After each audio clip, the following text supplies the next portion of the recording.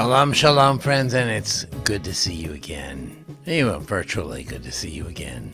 I mean, I can't see you exactly, but anyway. During this week, just before Shavuot, or in the evening of the beginning of Shavuot, we were talking about the commandments for emotions. And I had asked a question, sort of an open question to those who were in the room with me studying the Ten Commandments about whether or not emotions can be commanded. It's a long-standing question in our tradition, and there are a number of answers, and I wanted to address those answers. But I just wanted to review for you where are we commanded emotionally? Where are our emotions commanded? And there are a few places. Leviticus 19:18 was what I often talk about, where we're told, "You shall love your neighbor as yourself." But Deuteronomy also has, in chapter 6, verse 5 of Deuteronomy, we're told, "You shall love the Lord your God." Or in Leviticus, "Do not hate your brother in your heart." And as you know, in the Ten Commandments, we are commanded, "Do not covet." All of these are emotional aspects. So what do we do with this? Maimonides had an interesting answer. I'm going to give you 4 answers today. Maimonides had an interesting answer. He suggested that we are not being commanded for any particular emotion. We are commanded to the path towards that emotion. That is to say, if we want, for Maimonides, if we want to develop love for God, as is commanded there in Deuteronomy, then we should follow that up with studying Torah, studying about creation. If our goal is to fulfill the mitzvah of loving your neighbor, then acts of kindness and generosity should be our path towards achieving that emotion. And finally, avoiding hate would mean to refuse internally to nurture resentment. So for Maimonides, feelings are can't be commanded, but the paths towards those feelings can be commanded. Cultivating emotional habits will take us where we need to be, says Maimonides.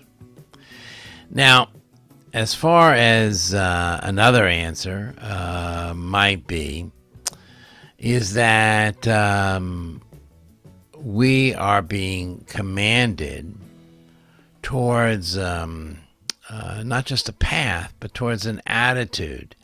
And so the attitude, if we know what our attitude is, an attitude of love or an attitude of not coveting, then we should respond to that attitude and let our thoughts be directed into that manner.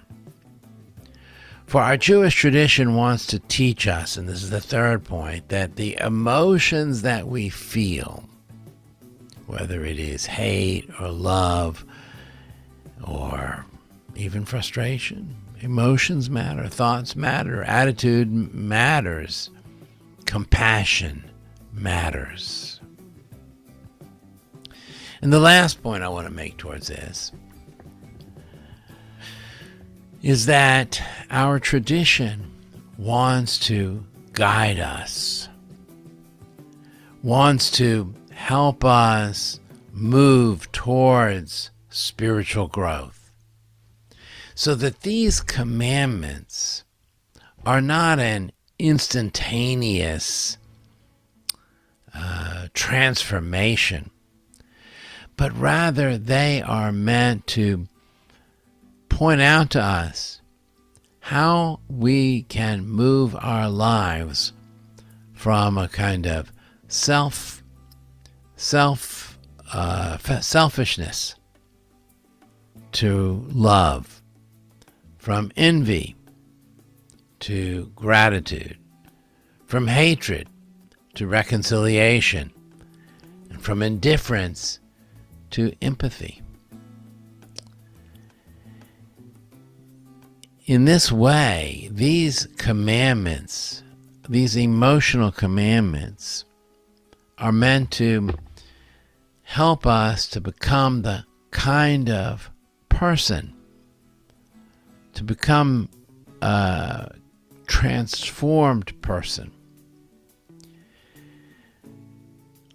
To let our hearts move in the direction of where we need to be. It is in this way that these commandments are about spiritual transformation.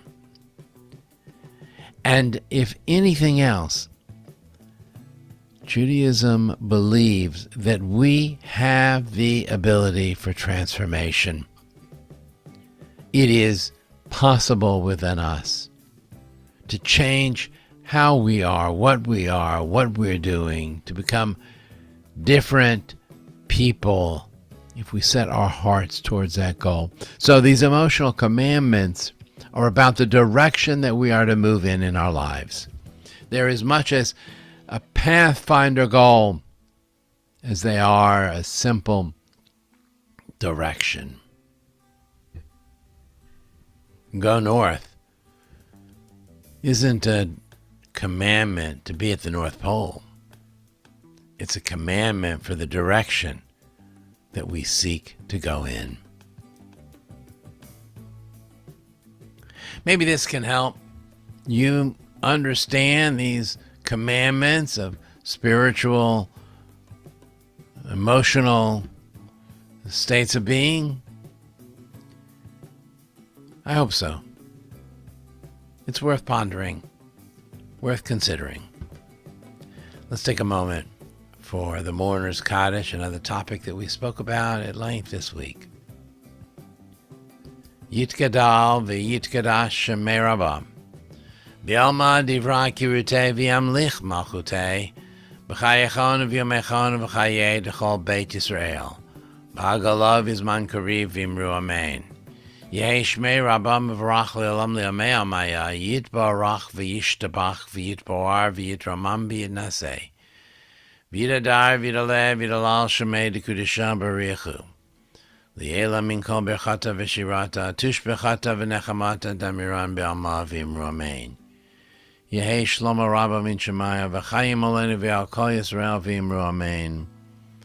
Oseh shalom b'imromav, hu ya'aseh shalom. Olenu v'al kol Yisrael v'imru amen. Thank you for being with me, friends.